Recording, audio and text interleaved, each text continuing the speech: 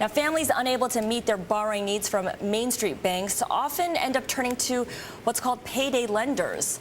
Annual interest from these lenders can go up to 3 digits. So while traditional lenders have struggled through the downturn, you could say that payday lenders have had their big paydays.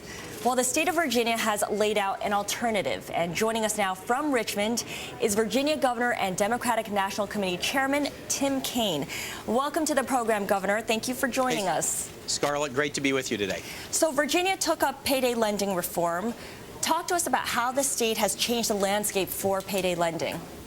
Absolutely, Scarlett. Well, we've done what a number of states have done. First, it might have been a mistake, but 8 or 9 years ago, we opened the doors by repealing the straight usury cap, 36% interest, and payday lenders moved into the state in droves.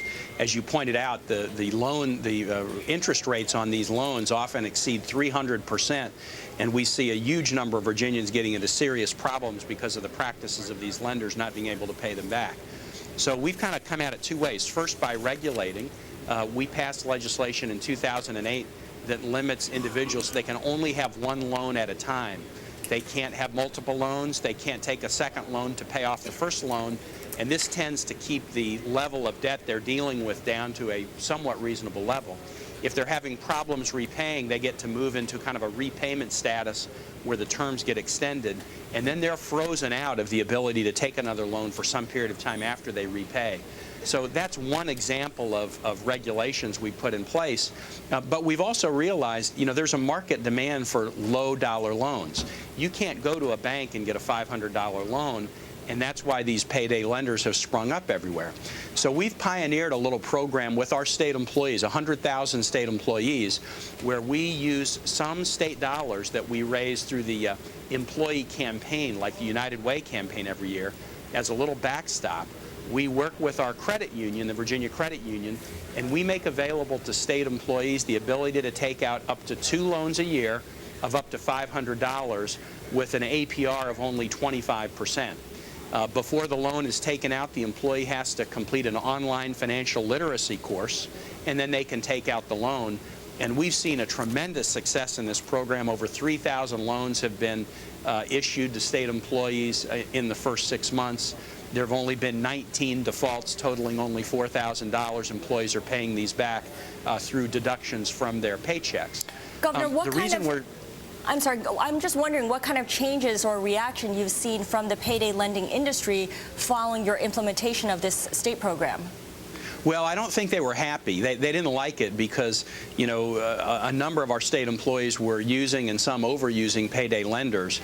And so I don't think the payday lenders like that there's a product that's available at a reasonable interest rate. But the thing that we're excited about is what we've done, any employer can do. As you know, a payday lender loans you against essentially the collateral of your paycheck. So the loans are being made to individuals who have jobs. An employer who wants to do something like we did can set it up pretty easily, especially if they're associated with a credit union. We work with our Virginia Credit Union, and you can offer a product to these employees at a 25% interest rate rather than at a 300% or 400% interest rate, and the employees come out the winner. And especially with the financial literacy component, we hope that that might extend to other areas of our employees' lives and help them manage through this difficult time. Sure. Very quickly here, why is this not part of the national discussion then on financial regulatory reform? Well, I think that probably because there are so many issues in this national financial regulatory reform, I wouldn't be surprised if payday lending doesn't get on the radar screen at some point. But I think just putting the entire system kind of back in an equilibrium, back in order, has been the primary responsibility and job of the Obama administration. I do know that payday lending is an issue that is attracting the attention of members of Congress. A couple of years ago, as you may know, Congress did pass a law prohibiting payday lenders from charging members of the military more than 36% of an APR, because it turned out that military families were some of the most frequent users of these kinds of loans, and frankly, they were getting into serious financial problems for doing it.